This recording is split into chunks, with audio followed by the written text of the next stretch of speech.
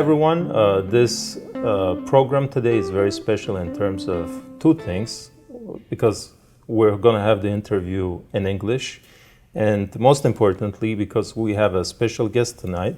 And our guest today is Superior Court Judge candidate Mr. Tom Parsekian, who is running for seat number 150. Mr. Parsekian, we welcome you here today. Thank you. And we would like to get to know you more. And so can you tell us the history of your Armenian background and why that history defines who you are? Yes, thank you. First of all, it's a pleasure to be here, particularly the Armenian Diocese. It means a lot to me. By the way, there's also a St. Leon's Church in Tenafly, New Jersey, which means a lot to me because I grew up going to that church with my three older sisters and my parents. And here we are in California at St. Leon Cathedral. So it means a lot for me to be here, and I thank you for having me. Yes, my Armenian background does define me because I come from Armenian genocide survivors, specifically from genocide survivors. So when you say seat number 150, that has special meaning to me because House Resolution 150, which just passed recently in the House as well as the Senate, after 40 or more years of struggle trying to get recognition, we finally got recognition that the Armenian genocide actually happened. Yes. Why does that mean so much to me? Because my grandparents are from Erzurum and Qristonia. Those two cities were very, very hard hit in the Armenian genocide. In fact, not just in 1915, through that horrible period of time, but even earlier in Erzurum, there was even more trouble, even 15 years before that. So Erzurum and Qristonia are two cities that had a lot of tragedy, and the genocide came home there.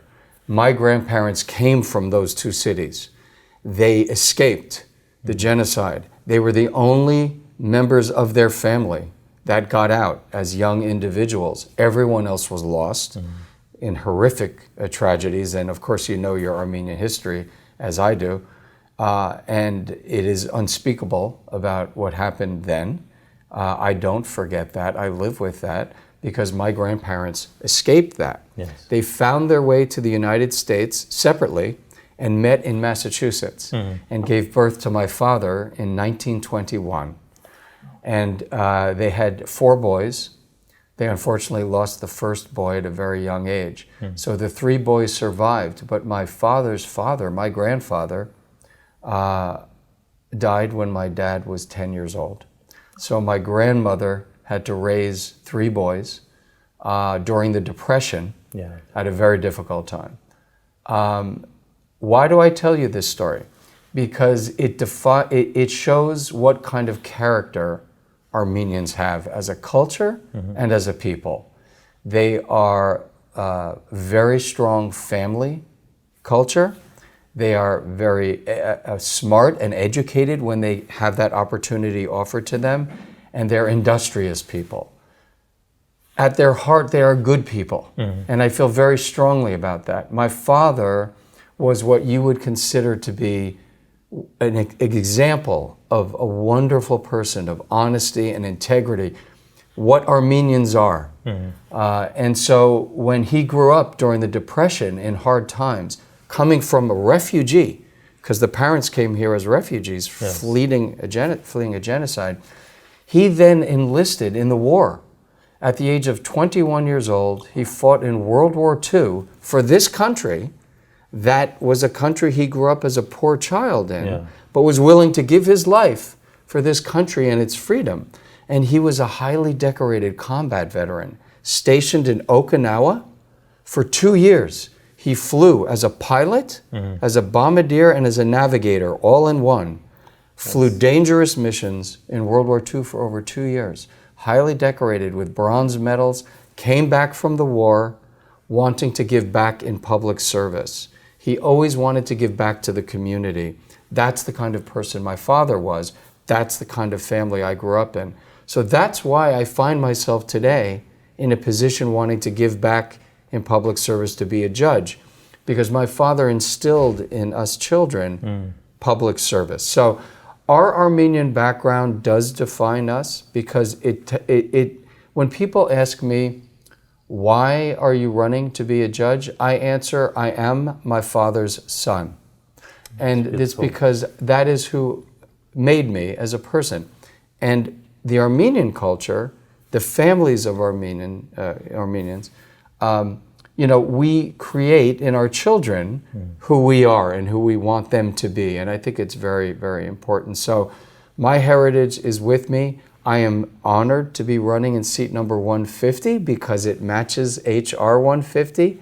And I call it Kismet, because how did that happen? Yeah. And it just, to me, is an important sign or symbol of good things to come. That's beautiful. We usually, in our Armenian community, we usually speak about heroes.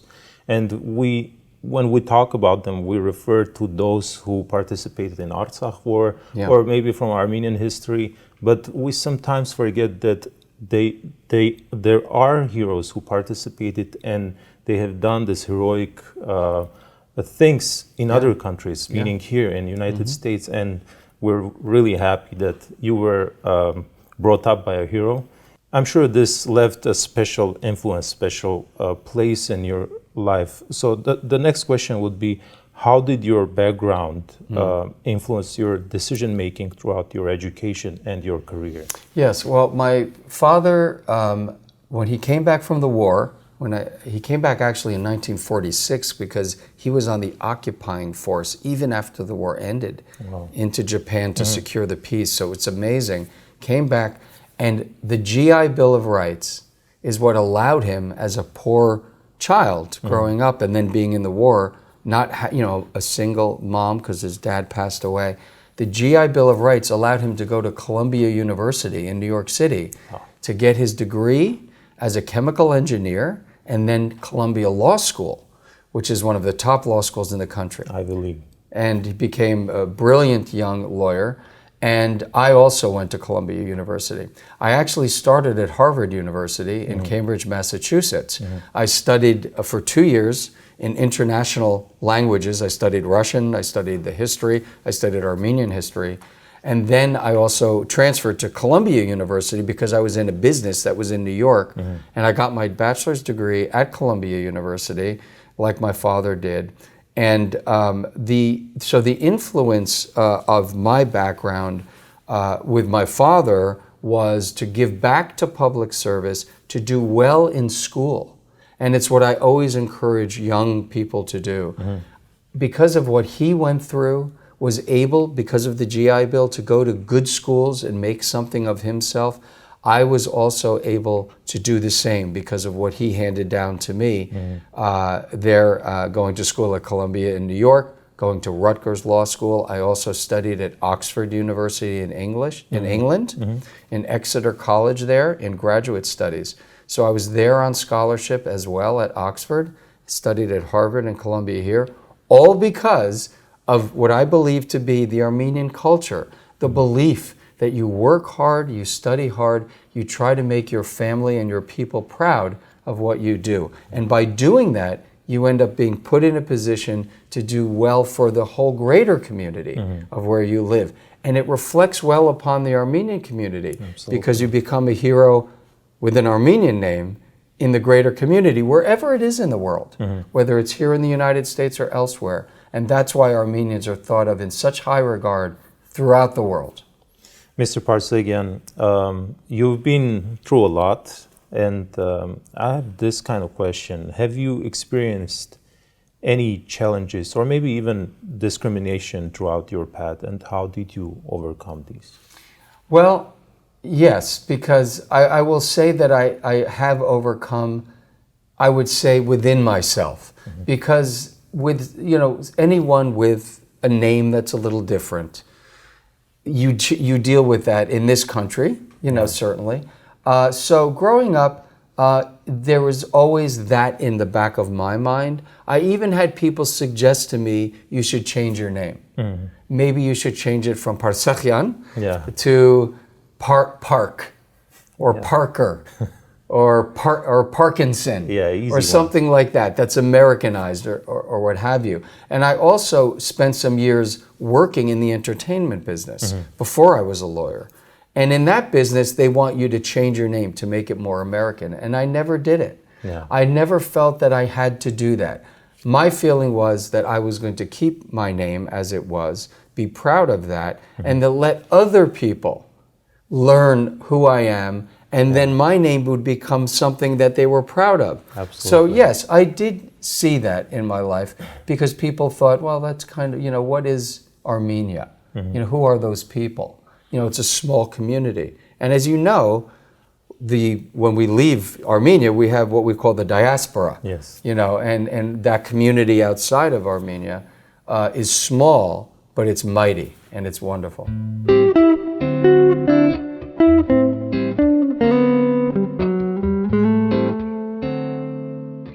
Here at the Western Diocese, we have this program. It was established by His Eminence Archbishop Hovnand Tertelian, and the program is called Nerush. It's Nerush. Yeah, it's inner power, so to say. And what the program does is it connects young professionals or maybe students who are just starting in their career with established professionals. Be it legal field, medical, or any other field. And so they make this connection, and the ones who are the professionals, they establish themselves, they become mentors for the young ones. What kind of advice or encouragement would you pass to just starting young Armenian person on her or his career? Well, my advice would be, don't be afraid to approach those people from the Armenian heritage to help lift them up. I'm a very strong believer that the Armenian community must support Armenians, whatever the area of expertise is, whether it's in politics, someone trying to become a judge in the law, someone who's an attorney, somebody who's a doctor. Help lift other Armenians up in the community. I really believe in that, I believe in it so strongly that sometimes I get a little upset if I don't see it happening. Yeah. I will be looking to find those good young Armenian people who are interested in the law. Maybe they want to work in the court system. Maybe they want to learn about justice. And if they do, I would welcome them to come in and meet with me and talk to me, and maybe they would find a position to try to lift these people up. Because Armenians work hard, they study hard, they're good people, they're honest people. Those are the kinds of people that you want in these positions. So, Nerush, wonderful program. I encourage people in that program to seek out those people in the Armenian community. Don't be shy. Reach out to those people and ask for a hand up. Because if we can't help each other, who can we help? So I think it's a wonderful program. Thank you, Mr. Parsekian. And considering that the Armenian population here in Burbank, Glendale, and other areas is quite large, it is, however, is not very active in terms of political involvement and specifically voting-wise.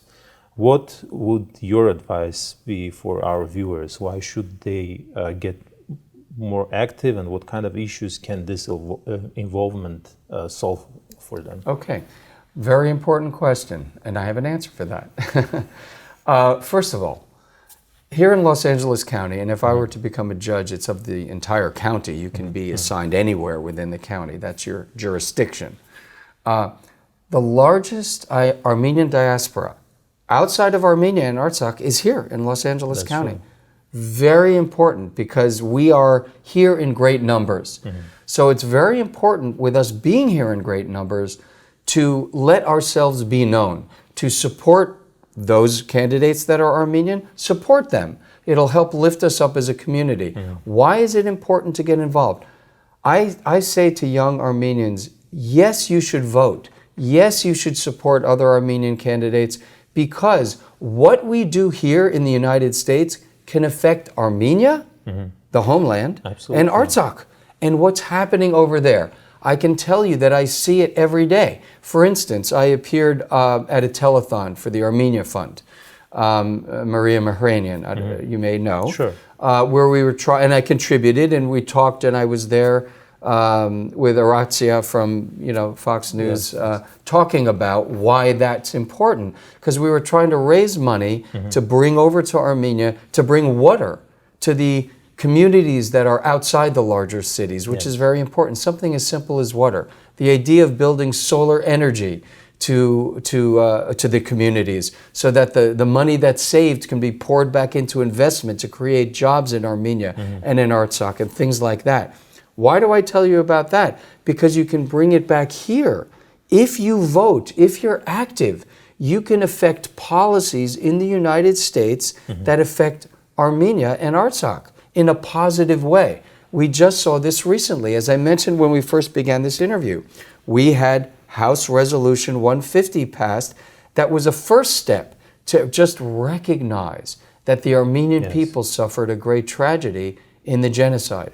Why is that important? Because it shows with our vote, with the power of our Armenian vote, we can affect change. We just did that in HR 150. We can do that in every policy that's enacted here by encouraging and contributing and supporting those people who affect not just the people here, but those who want to work to help policies in Armenia and Artsakh. And there are many lawyers and judges who go overseas and help rewrite the Constitution, help create the judicial system there in kind of a mirror image of what we do here. So we support a democratic form of government that's fair and improve life there as well. Mr. Parsekian, you're running for a Superior Court judge. Would like to understand, what does the judge do? Right. That's a very good question, because there are different levels of judges. There's a Superior Court judge, there are appellate judges, there's a Supreme Court judge. Why do I think it's so important to elect good Superior Court judges? Because the Superior Court is the trial court. I call it the court of consequence, because a judge in a Superior Court is one person sitting on the bench that makes a decision that can profoundly affect the people's lives who the decision comes down and affects. And what I mean by that is, when people come into the Superior Court, their freedom could be at stake, their financial security could be at stake, their reputation could be at stake, their family relationships could be at stake, because the Superior Court is sometimes the first place that people come up against the law. Sometimes people never have any contact with the law, but in the Superior Court, which is the trial court, it can be the first time that suddenly they're in the legal system. And there's one person who's going to make a judgment, who's going to make a decision that could affect that person's life forever. So it's very important to elect people to the Superior Court that are honest, have integrity, that have empathy. And empathy is a little different than sympathy. Sympathy means you feel sorry for somebody. Empathy means you understand them. You have been there. You understand their problems. You feel for them. And it's important for a judge to have empathy. I am going to have my 30th year as a lawyer next year. I will have been practicing for 30 years. Wow. I've also been a mediator for the last several years. Why do I tell you that? Because experience, 30 years of experience, allows me to have that kind of empathy, that kind of understanding of when people come into my court, that I understand where they're coming from. So when I make a decision, I can relate to them. So the Superior Court, very important, because a judge sits alone and makes a decision that will affect somebody's life perhaps permanently. So you want to put good people on the bench. Mr. Parsekian, thank you for this encouraging and inspirational, truly inspirational words. At the end of our interview, I would like you to address your message to our viewers. And so I'll close by encouraging you to vote. Vote, have your friends vote, have your relatives vote, email them, use Twitter, use Instagram, use Facebook. Encourage people to vote, because we can affect change in this country that can affect change in Armenia and Artsakh, that will help those people there build a better society. And as we as Armenians know, That is our culture, our society. So I encourage you to do that. And I thank you for listening to me, and I encourage you to go out there on March 3rd and make a change.